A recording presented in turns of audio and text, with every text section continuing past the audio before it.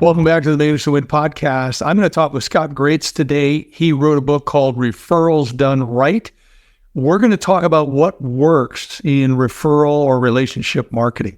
We talk about it a lot.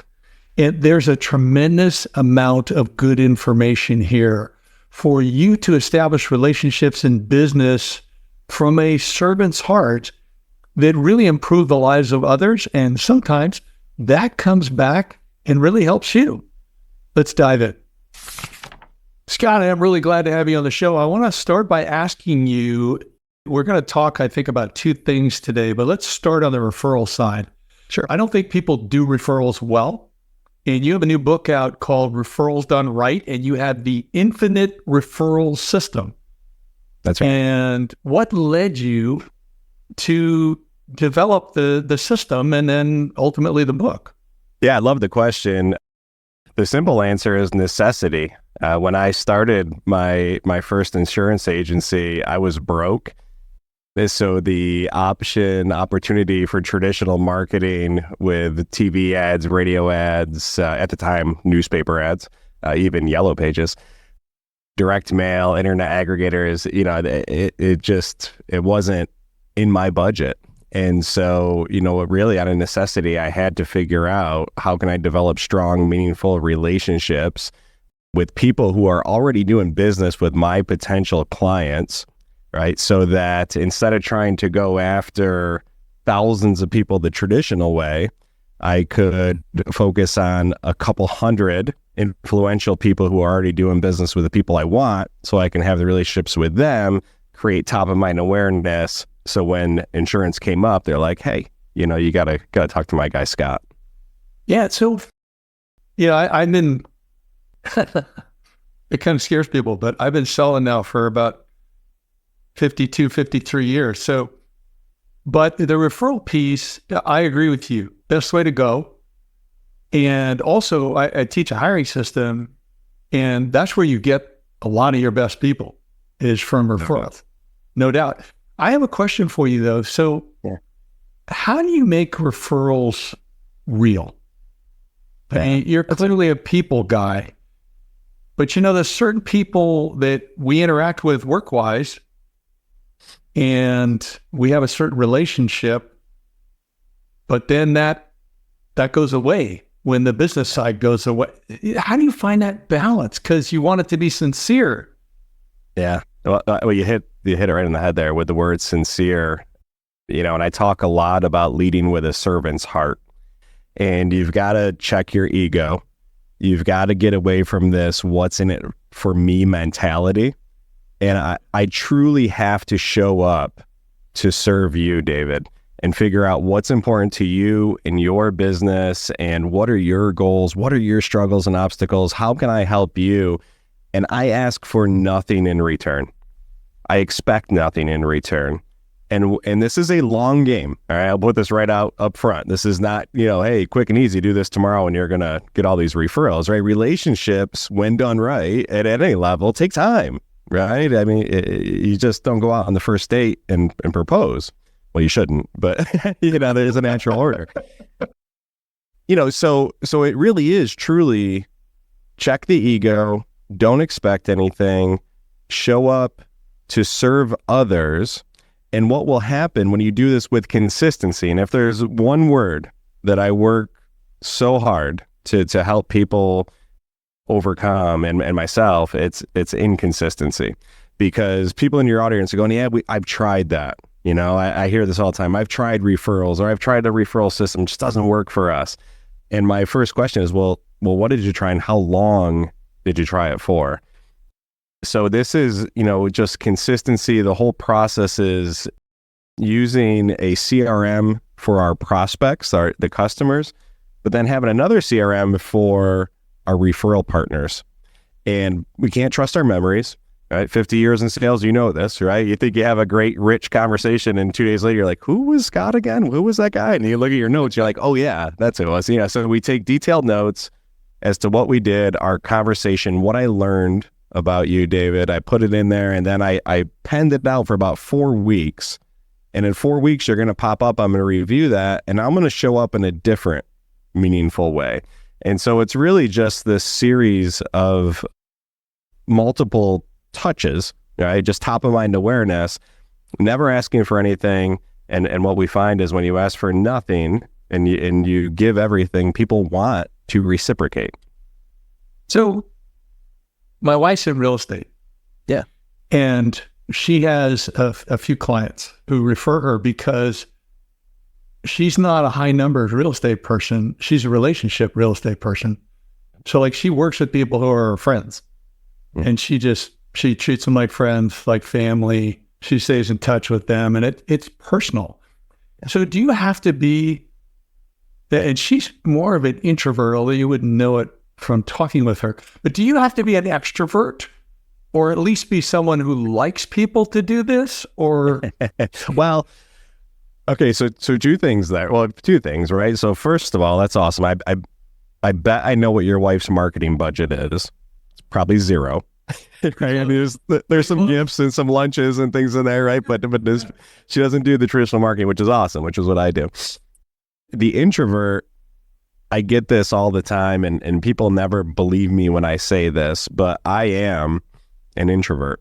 Like when you look at my behavioral assessments, I'm an introvert. Now, if I know you, if I'm in a small group conversation, I know you, I'm in front of people that I'm comfortable, I can light up a room, right? But you put me at a BNI event or a chamber event where I don't know anyone, I'm the dude in the corner pounding drinks, right? Having full-blown panic attacks. It's not my thing. So then he asked, do you have to like people? I think you do. You know, to have a servant's heart, you know, and truly, you know, want to help people, you have to like people. I will say that, but I don't think you have to be an extrovert, because everything we're doing is on a one-to-one basis, right? And a lot of what we're doing now is digital or handwritten, right? So we connect with people on social. I engage with your content. I add value to your content. I share it where applicable, right, to help promote you. We do a lot with handwritten cards and unique gift giving, where, you know, these are things where we show up in unique ways at unexpected times, the whole John Ruhlin giftology approach. And then, you know, I might, with your wife being a realtor, if she's in my CRM system, I'm trying to build a relationship with her, I might find an article about real estate locally that's of interest, and I'll shoot it her way and say, hey, saw this article, you know, thought it might help you in your practice. So every few weeks, either digitally or handwritten card or a gift or you know, just pop it into the office or an email, I am showing up in name or face every few weeks to create that top of mind awareness. Okay, let's put some rubber on the road. So give me an example. Give me an example, real life example. You don't have to mention the person, but real life example of kind of step by step of how this has worked for you. Well, actually, let me give you a great story. You asked for a story, so I'm going to give you the story that kind of started this without me realizing it was starting. I was about 4 days into my first business at an insurance agency, and people walk through the door like crazy when you open a new business in a small town, but they're all there to sell you something. They're not there to buy from you. Right? So I've got all these people flooding in trying to sell me stuff as soon as I open. And then on the fourth day, a woman that I've never met before named Rebecca Smith, she goes by Becky. She comes into the office, professionally dressed, well-spoken, and I'm like, all right, what's she here to sell me? And we just had a great conversation. She asked 10 times more questions, you know, than she spoke. Just a lot of questions. Getting to know me, my family, what I did before the business, why I went into this business, you know, who does she know that maybe could help me and vice versa. And about 10, 15 minutes later, she goes, you know, I know you're busy. I'm going to get out of your hair. By the way, my name is Becky Smith, hands me a business card. She says, I own Accent Brokerage, the real estate firm, just a town over, you know, and I'm here to help however I can. And that was it. There was no ask. And then the sequence started without me realizing it. You know, she sent a handwritten card. She sent a little plant, you know, to the office. We connected on social. About 4 months later, she brought in Grant, who was one of her investment did real estate investment, one of her biggest customers, and said, I think he's paying too much for insurance. So she made that referral. And it was about 6 or 7 months after that initial meeting. I'm sitting with a lady who was recently widowed, and we're talking about her homeowner's insurance. And she said, you know what, Scott, I don't think I'm going to keep the house. I want to sell. It's too big, or I need to downsize, or maybe go to an apartment. I said, well, have you picked a realtor? And she said, gosh, it's been over 30 years since we bought or sold a home. I wouldn't even know where to start. I said, oh my gosh, I have to introduce you to Becky Smith. She's the best realtor in the area.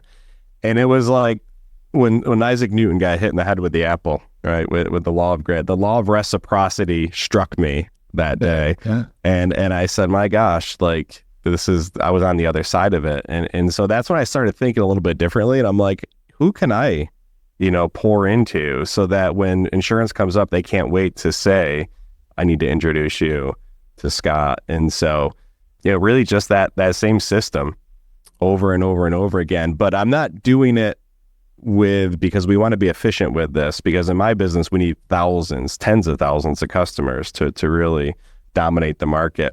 And so instead of going after everyone one by one, it's kind of like the goose and the golden egg. Right. So instead of going after all the golden eggs, which are my potential customers, I'm going to go after the geese that lay the golden eggs every day.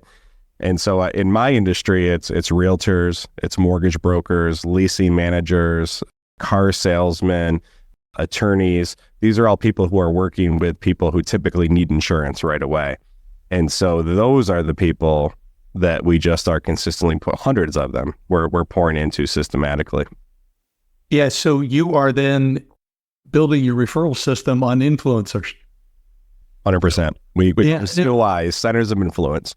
Yeah, there you go. So, and you mentioned you're an introvert. So have you ever taken the DISC assessment? So I see you're big on the DISC. I was doing a little research on you. It's part of what we do, yeah. Yeah, to say I haven't would probably be a lie, but I don't remember. I probably have at some point. Yeah. Yeah. Okay.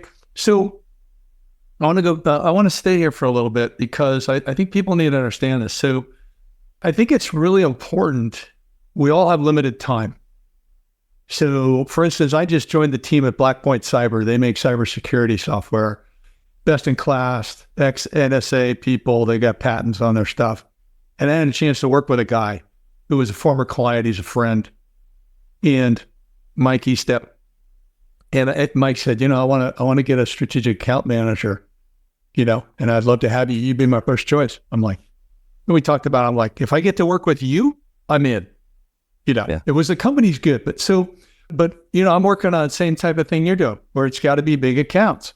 So I'm going through the list. I'm looking at my accounts that I've worked with in the past that I know in the space, because I've been in the computer industry for a very long time.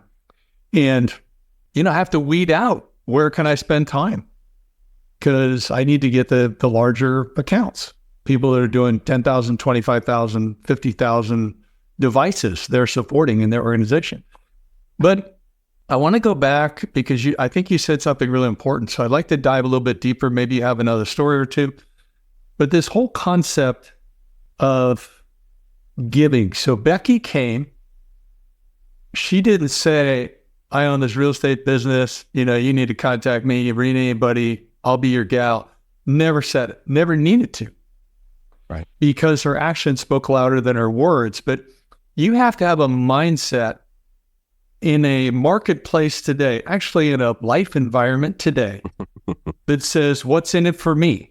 Yeah. Okay, favorite radio station. And it's all about me, baby. Okay. I like to say America has 3 common values today, right now. Okay. It's all about me.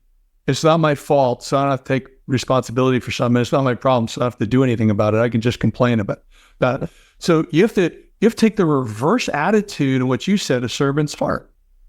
And you have to give, and I'm going to word it slightly differently, but I'm interested in you extrapolating it out. But, when you're giving, when Becky contacted you, it was sincere, and it was, hey, here's something of value for you. You never had to say, remember me, or she never had to say, remember me. If I understood your story right, it was like this subconscious. It's like, oh, you don't have anybody? Oh, you need to call Becky. Yeah. So how can you build on that through story or otherwise to really help the audience comprehend?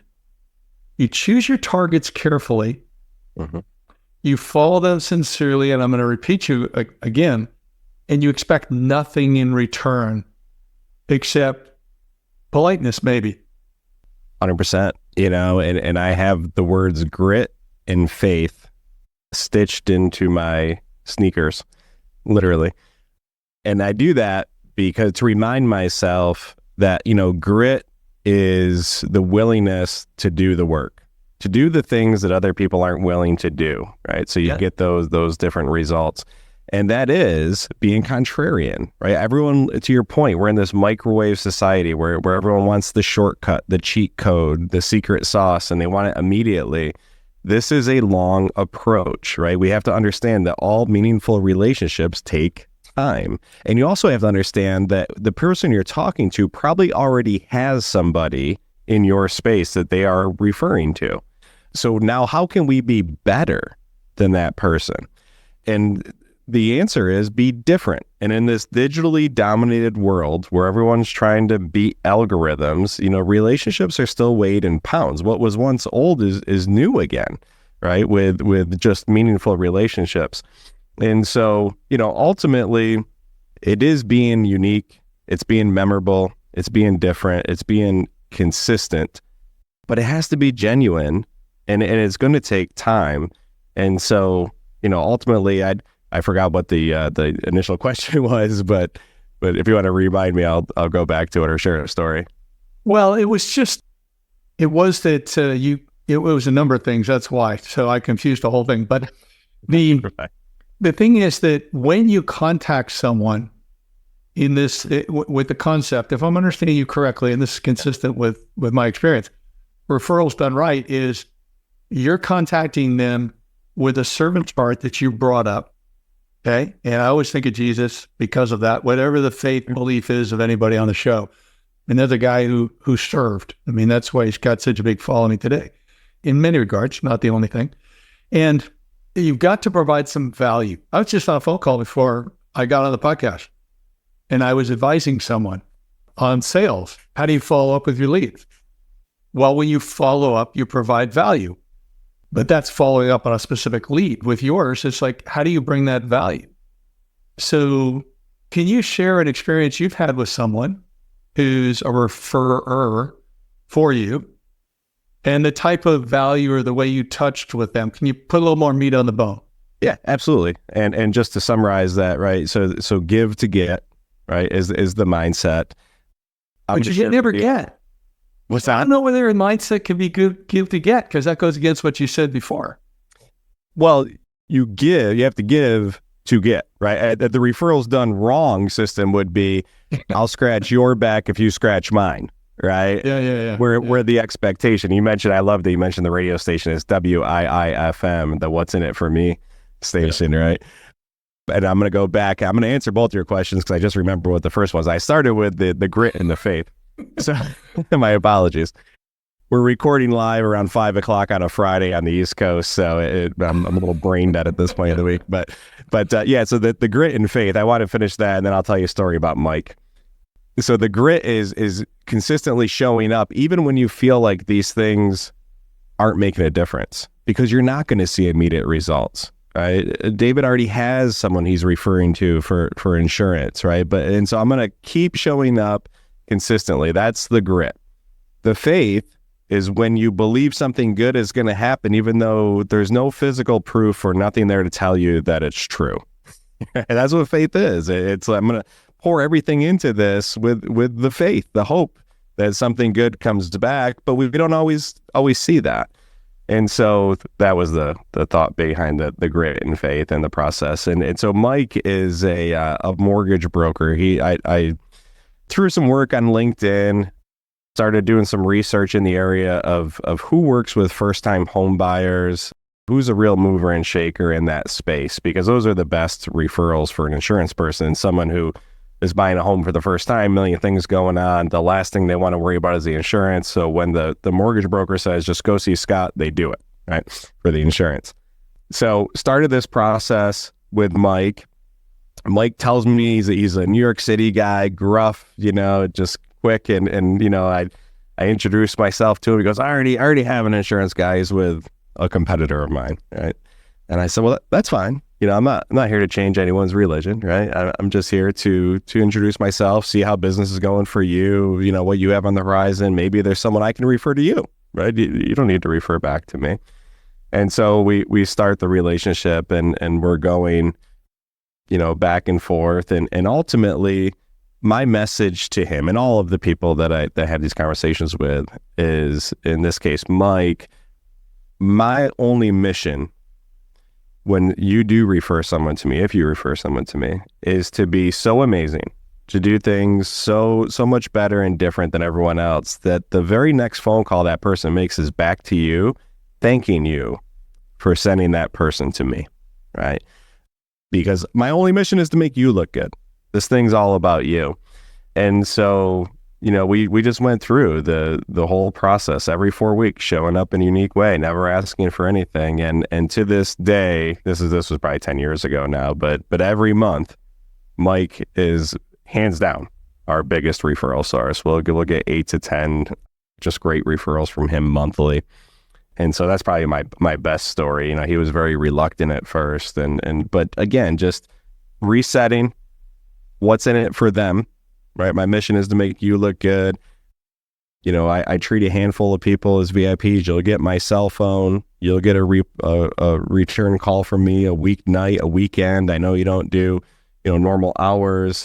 You are doing a first-time homebuyer event, and you need people to someone to do the food, or someone to do, speaking, or, I'm there for you. Right? You don't need to reciprocate.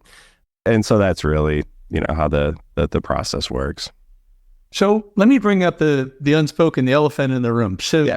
I love the way you talk about kind of greasing the skids. I'm using my own term there. Yeah.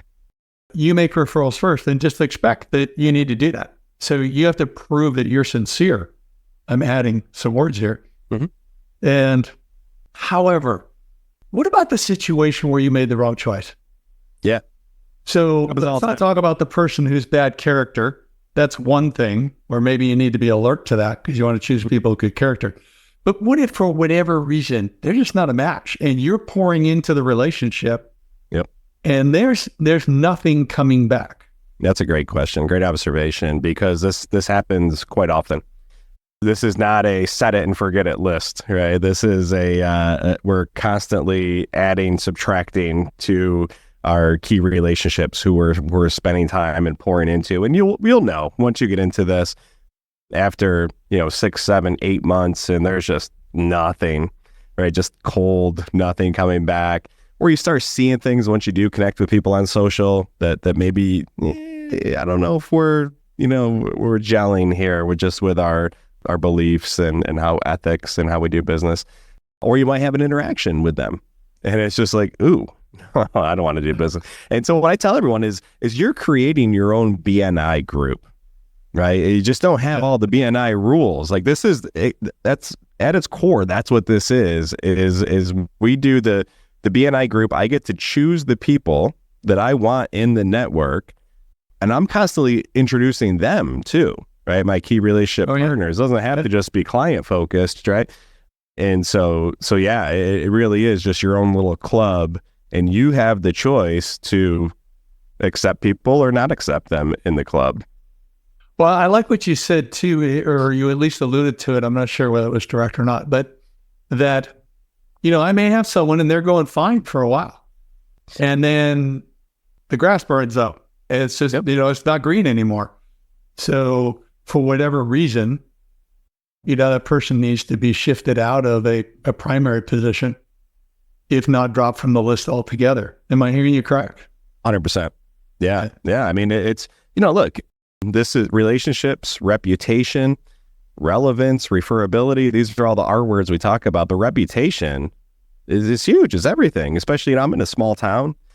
Yeah. I'd rather not have the relationship than have it the wrong way, because that will come back to you. Right. And so I only want to do business with people who do business the same way as I do, and just have, similar beliefs and characteristics. And it's just more fun that way. Oh, yeah. And I get it. I started with no customers and I was broke. I had 2 babies in diapers at the time. And, trust me, I wanted to write every customer and deal with every person I could to, I mean, to put food on the table. And so you do what you have to do legally, ethically, compliantly out of the gate. But then as this thing grows, it's like a garden, you got to pull the weeds and, for the good relationships to grow. And so, yeah, it's ever evolving. I do want to share with you probably the biggest home run in this space. And I'm a just jump and figure it out on the way down kind of guy. And that's helped me and sometimes it's burned me. But a couple of years ago, we started, my wife and I, a podcast. And for those that see on the video, that's what you see behind me. We called it Love Living Local 315. And 315 is our area code here in central New York. And we said, we want to shine a spotlight on amazing people in our community doing amazing things. And this could be with the schools, it could be small business, it could be service organizations, civic groups, what have you. Our star customers, right? Some of our best customers. And so we wanted to take this, like we're on this big national podcast right now, but I wanted to take that and shrink it and, on Apple and Spotify and YouTube and just give them a platform. And it's been an absolute home run. And so everything we've talked about up to this point is how do you start a relationship with someone, right? How do you get to know someone? How do you make it natural and not weird that I want to have a conversation and get to know you, David? Well, you do it the same way we're doing it right now, right? When you invite a local realtor or mortgage broker or, a coach in the community or you have a customer who's doing awesome things onto this platform and you just have a conversation with them 25, 30 minutes. And then we blast it all over and they blast it all over their networks and we're cross-pollinating and then we can do the follow-up thank you card and a little gift. And now they're on our email list and our mailing list. And we have started so many new rich relationships from podcasting locally. I think that's great. I think it's great. I think it's great you do it as a couple also. It's been a lot of fun. It's we've never worked together. She's a school teacher, but it allows us to challenge ourselves to work together, which is not always easy as a couple. Well, of course, opposites attract. So that just makes sense.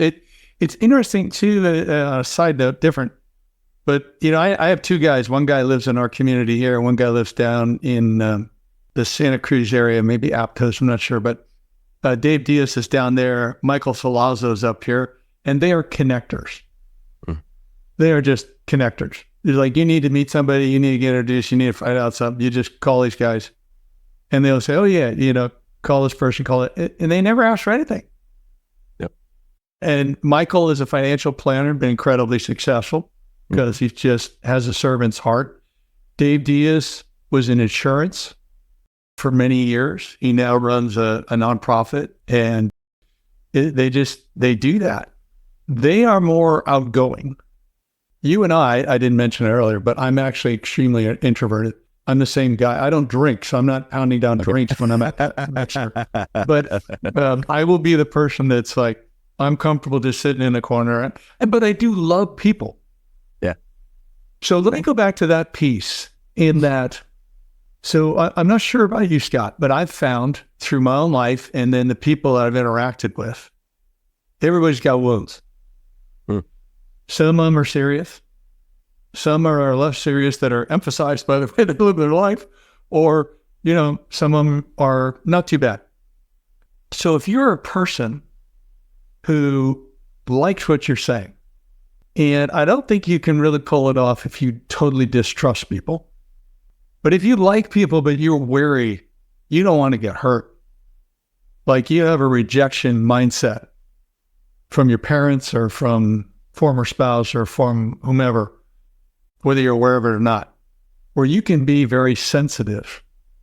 How would you, or maybe you got a story of someone who had this situation and you helped them, but how would you recommend someone say, I'm going to have the grit and I'm going to have the faith. I want to give this a try and I'm going to do it for a year. Because if I'm understanding you correctly, 6 months, 9 months, kind of a minimum. If you really want to try it out, it's going to be a year. It would be my guess. But how would you say they go about that? Yeah, that's a great question. So a couple things, and it's so funny. We talk about the DISC assessment. We use an assessment called Can They Sell? It's specific to salespeople. And one thing that was glaring when I took it, and I've been in sales almost 30 years, and I know this about me, is that I'm a high compassion person. I like people. I want people to like me. And when I get rejected, which we do all the time in sales, it hurts. And that was the hardest part for me, is to pick up the phone or go visit the next person or ask for the sale or overcome the objection after being rejected the last time, because I carried that in with me. Right. So I get it. So with this system, I would start with a list of whatever's comfortable, 10, 15, 20 people that you already know, that you're already comfortable with, and start pouring into them.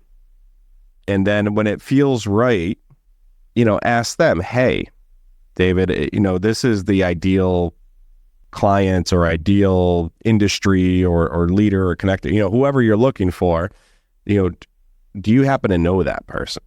Right? Would you be comfortable introducing me? So you're asking someone that you're already warm and friendly with for an introduction of some sort.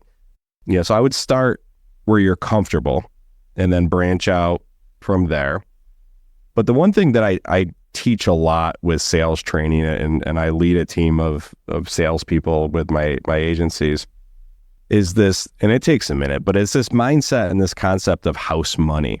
Now, I know you don't drink. I don't know if you've ever gambled, but if you go to a casino with $100 and you sit down at a blackjack table, and all of a sudden you win 100, right? So now you have 200 in front of you, and you take your first 100 and you put it in your pocket, and you say, hey, whatever happens from here, it doesn't matter. I can't lose, right? I'm just going to play with the house's money, right? I can't lose. I'm going to walk out with my $100, just have some fun. And that's how I would challenge everyone to play life, right? Is with the house's money, with this can't lose mindset. So if I want to develop a relationship with a specific realtor, mortgage broker, or attorney, whoever it may be, I already don't have a relationship with them. So I'm starting at zero. And if for whatever reason they deny me, they reject me, they don't even want to talk to me, then what did I get? I got nothing. I got zero. So 0 minus 0 is 0. So you've got a net sum loss of nothing. You lost nothing. You had nothing. You have nothing. Right? Yeah. And so I think we have in our mind that if someone says no or rejects us, that we've lost something, but in reality, we haven't. And furthermore, because you've tried, now you can kind of reflect and figure out, what did you like, didn't you like, what would you do different next time, right? There is no failure. There's only feedback.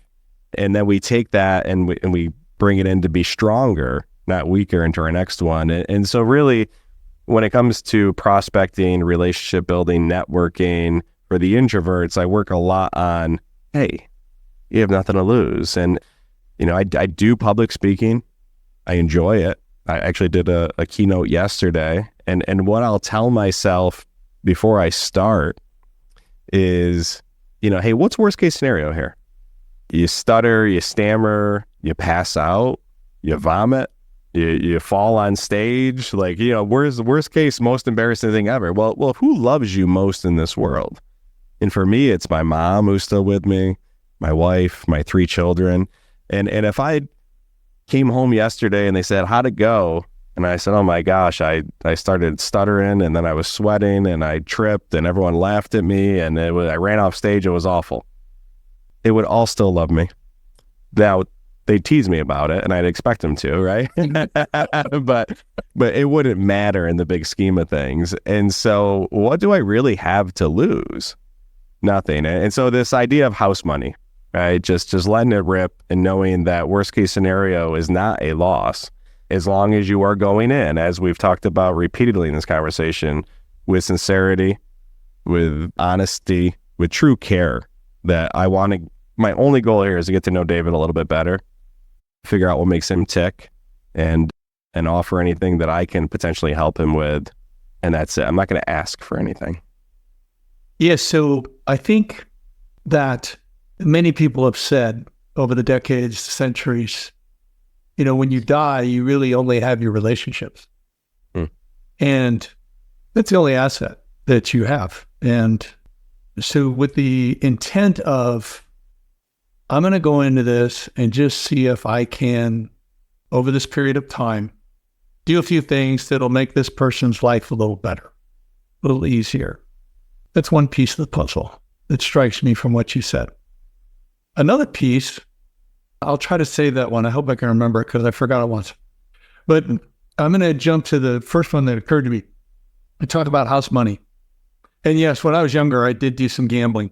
So I studied. I couldn't get blackjack going, but I could play craps all night with $20.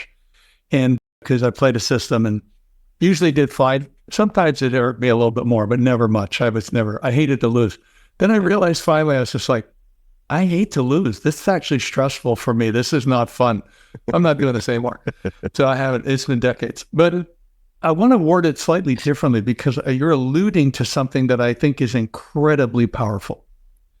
So if I have some people who are in my referral network, I'm going to just call them my professional friends. And I've got somebody who, like this guy you mentioned, he knocks it out of the park for me. Okay. And we're friends, right? This person not only believes in me professionally, but we both feel like we're friends. That I'm right, aren't I? So far. 100%. 100%. Yeah. And I like that. So when I go to my friend and I'd say, hey, you know what? I love our friendship and I appreciate all the referrals you give me. It's fantastic. I now have the bandwidth where I want to pick up another few people in my network where I can pour my life into them and help them a bit. And I'd love to clone you because you're awesome. And I love this about you. I love that about you. And if they also, they're people like yourself that are connectors, do you have anybody that you feel you could introduce me to that's like that? When I do that, I've now vetted that next person. Mm-hmm. I'm not doing a cold call. Hey, Ralphie, I want you in my network, or I bring over a flower or something, or if I said, hi, my name's Becky, that'd be really weird. So but this thing, now it's vetted. Yeah. And I'm immediately qualified because someone they trust has introduced me. Mm-hmm.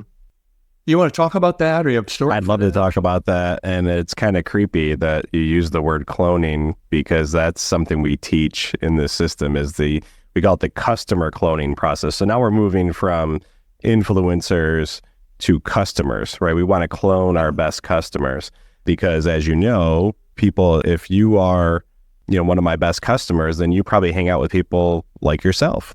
We all do it, right? Yeah. And so what you did there was you filled their bucket. That's from my wife. She's a first grade school teacher, and they give stickers called bucket fillers. And that means, the kid did something really nice or said something nice for someone else. They filled their bucket. And that's what we try to do. We start with filling your bucket. David, I'm just going to be straight with you, man. Like, I think you're awesome, and frankly, we're trying to build this agency around awesome people just like you. We love that you're so kind to the team and you understand how our products and services work. You appreciate them. And we enjoy seeing you and being around you and your wife. And what we found is people like you typically hang out with other awesome people. So if you feel I'm worthy, if you feel like I've earned the right to be introduced to just one person, then maybe I can help the same way that we've helped you through the years. Man, that would mean the world to me. And no pressure, right? But, in your travels, if you think of someone, don't keep me a secret. And what I did there is, now that's a direct ask, right? That's a little bit different than everything we've talked to up until now, but fill their bucket, express why David's so important to me and why we want to build this business around great people like him. And then just throw it out there and we just ask for one. We don't want to ask for everyone in his phone, right? It's just one person. And I don't want you to feel pressured. And if it's a never, that's fine too. But if you do run into someone, don't keep me in mind. Don't keep me a secret. And most of the time what happens is David goes, you know what? Like my buddy so-and-so, or my golf buddy, or my brother, or, who, like, you'll get one right away. But even if you don't, who cares? Yeah. Because inevitably at some point, it's going to happen. Yeah, it'll pop into their mind. Yeah. Yeah. And so it's just this consistent focus around, like you mentioned earlier, show up with value, be unique, be different, be memorable, right? And you might have heard me in that pitch there use the word worthy, or if I've earned the right. Like, I'm not entitled to anything. And that's something I drill home to my team. We aren't entitled to anything. Like, every single customer interaction, we have to show up better than any other experience they've had out there. Memorable. Yeah. And in doing so, now we've earned the right to ask for that introduction. But we can't just do the basics and check the boxes and pencil whip this thing and expect someone's going to remember that or want to refer. So we're always thinking about being of value, being of service, earning the right to ask for an introduction. And we want to clone our best customers. Yeah. And I think for me, with my introverted nature in the background, I don't think I would ever feel comfortable saying, have I earned the right or been worthy? Mm-hmm. It would be too direct for me. So, but I would still make the ask, saying I'd love to do that. That would be good. Now, another thing is, because we talked about earlier something where somebody makes a mistake. So you talked about speaking and, things go wrong. And I want to get your involvement in this, because you also have this other thing going on. You've done a TED talk on it of silence that voice. Mm-hmm. And what was it? It's like, living in sin. What is it? It's self-doubt, inner critic. What's the last one? Negative self-talk. Negative self-talk. Okay, yeah, there we go. So I love that. I love the acronym. And actually, it was funny to see my notes earlier today after I went to church last night. And one of the points was, and I think this is spiritual, non-spiritual. So, my audience knows they don't have to have the same faith that I do. It's just, these are life lessons. But, when you're in a situation where something goes sideways, don't have the victim mentality. This was not the message last night. It was talking about humility. But it was just like, hey, this thing didn't go the way, what am I supposed to learn from this? And I'm sure that's what you would have done in your analogy. Of course, you've never been on stage and had those things happen before, I'm sure, because you're very good. But if you did, it would have been, what can I learn from this? How can I grow through this? It happened. It's in the past. I don't need to hold on to it. So what's your experience been with that when something doesn't go the way you want? Yeah, and so this is deep, but it's so important. And I work with brand builders, and Rory Vaden is their founder, and he says that we're all most powerfully positioned to serve the person we once were. And when I heard those words, it really resonated with me, because growing up, we grew up very poor. No one in my family ever went to college. We had one vehicle and we took one vacation that was about an hour away, as far as that vehicle would take us. And I share that because I never felt I was worthy, and I never felt I was good enough or strong enough or smart enough or handsome enough or whatever it might be. And so those, without me realizing it in my childhood, those limiting self-beliefs, that negative self-talk, that voice in our head, that before you ask for something or try something or leave that comfort zone, it says, don't do it. Don't do it. You're going to fail. You're going to lose. The people are going to laugh at you. It's easy to just not do it and stay complacent and stay in our little, bubble.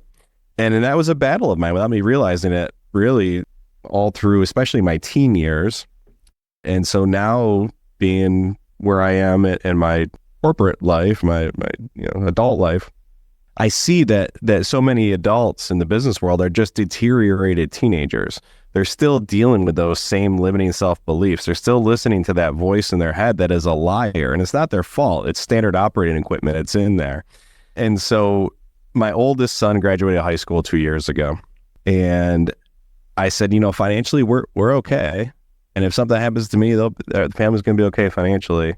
But man, there's some stuff in the old man's head that I want him to know as he prepares to go out into the real world. And so every morning, I'm an early riser. I'm a 5 a.m. guy, and I have my morning coffee, and I'd sit down, and for 30 minutes, I would write down everything I wanted my son Tyler to know. And I did this for months, and I ended up with about 300 pages of notes.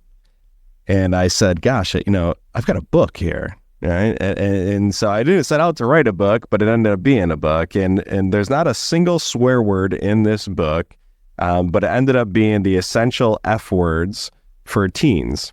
And there's 9 sections with 9 different F words around family and fitness and faith and, things like that. And so the book, I donated it to all the local schools, and I had a bunch of business owners in my network, right, that I reached out to and said, hey, would you be at cost? You can donate these to your local schools. And we ended up selling over 5,000 copies in 1 month to get out to seniors that year. Well, one person who got a hold of it was an English teacher at a local school who hosts a TEDx event every year, Sarah Gaetano. And so Sarah sends me an email and says, I read your book, I loved it, and I'd love for you to be a speaker at our TEDx event. And David, immediately the very first thing that happened to me was this. Oh my gosh, no, I'm not TED worthy. I'm not good enough for that. I'm not ready for that. I'm not as prepared. All of the things that I'm talking about in the book, I'm doing to myself. And I almost sent her a thank you so much, but no thank you email. But instead I sat on it for a few days. And then I ran through this system that is acronym APS, apps, right? Acknowledge what's happening. All right, Scott, this voice is showing up again, right? The P is prove it wrong. You have done plenty of things in your life. You are worthy of this. You do have a message to share. And then the S is silence it. Just shh, you got this. Right? And take the kind of 3-second pause, deep breath. And I said, all right, Sarah, I would love to do it. And that's that just jump, and now let's figure it out. But now I'm like, well, what am I going to talk about? And after weeks of just reflection and prayer and thought, I go, oh my gosh, this is what I need to talk about. Silencing that voice, that self-doubt, that inner critic, that negative self-talk, especially because it was held at a local high school. And it sparked me to really go on this mission to help teenagers specifically understand that voice is real. It's not their fault, but it is a liar, and it's robbing them of their unlimited potential. And if they just take a minute to run through that apps, acknowledge it, prove it wrong, silence it, you got this, it can change everything in their life. And so I appreciate you bringing that up, but yeah, that was kind of how that process went.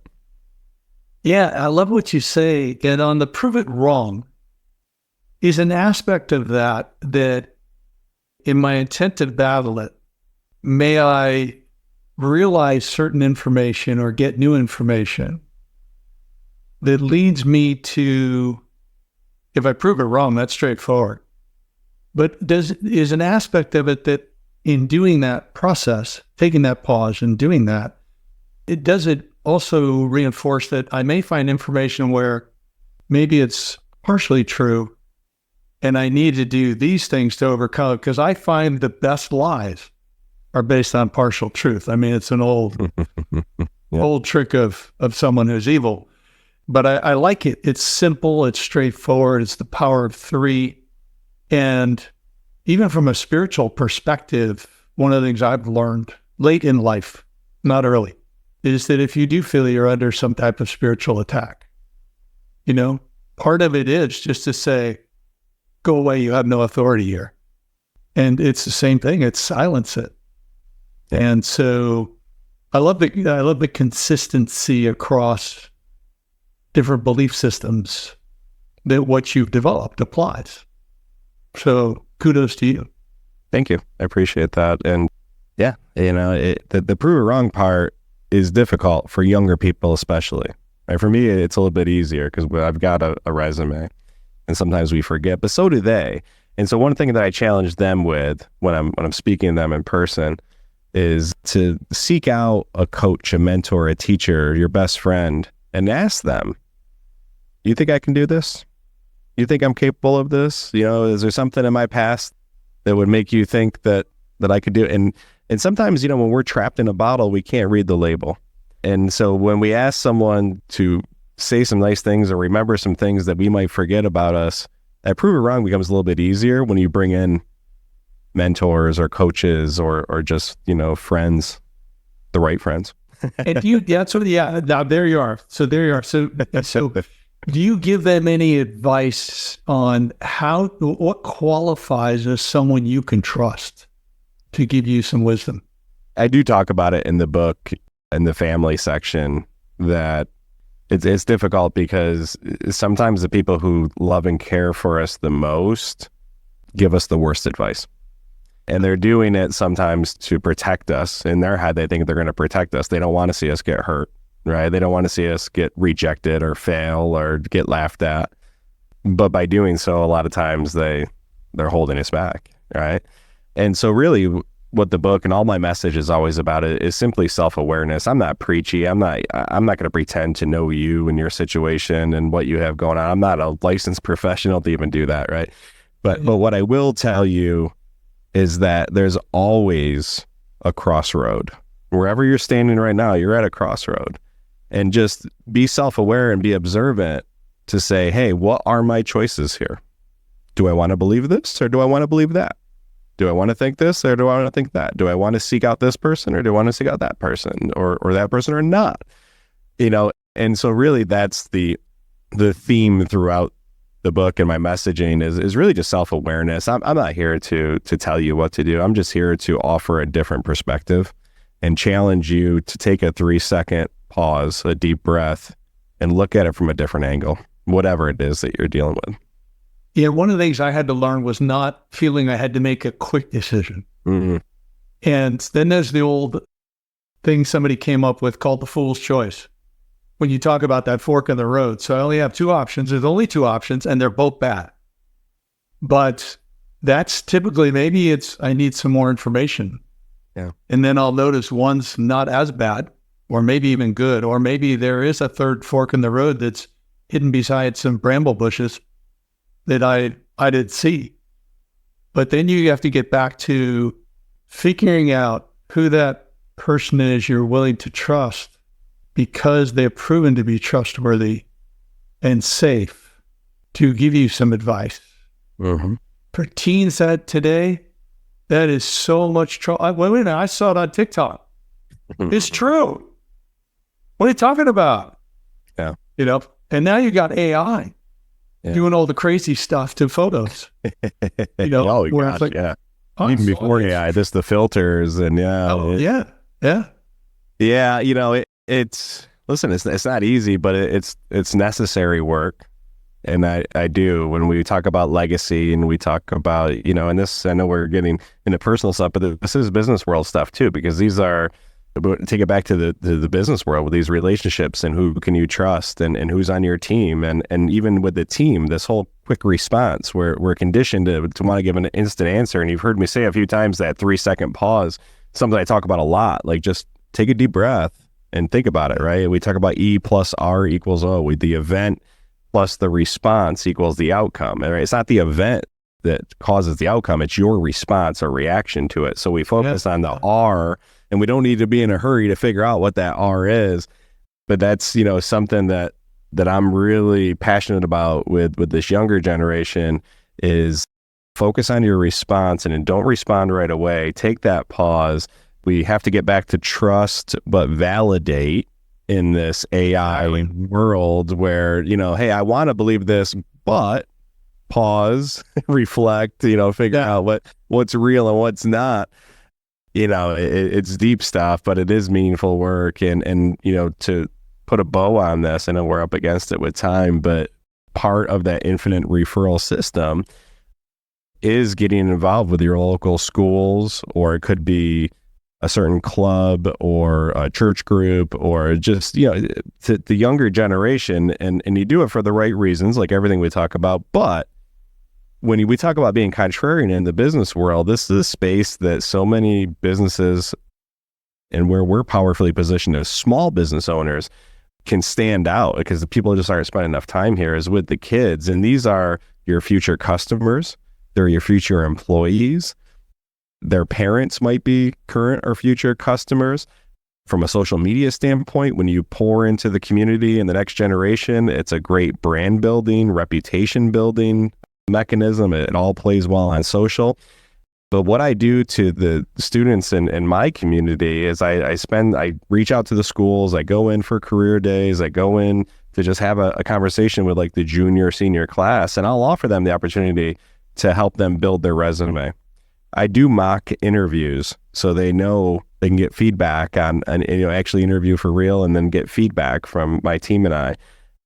We do job shadowing. We do job internships. I've hired 4 people right out of high school. College isn't for everyone, and some of these underdogs that have that grit and they haven't been given the opportunity to blossom because they don't like math or science, right? But that doesn't mean they can't be a great salesperson or a great recruiter, right?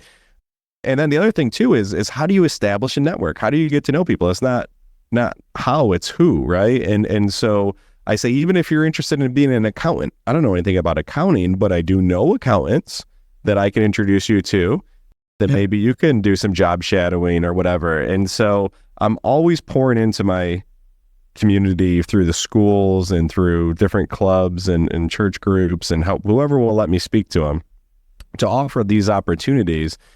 And today I have conservatively 1,000 plus customers of mine in the insurance agencies that I've met through the schools, right? So it's a great business tool. And then there's just so many wins, right? You're helping the kid, you're helping your business, you're helping your personal brand.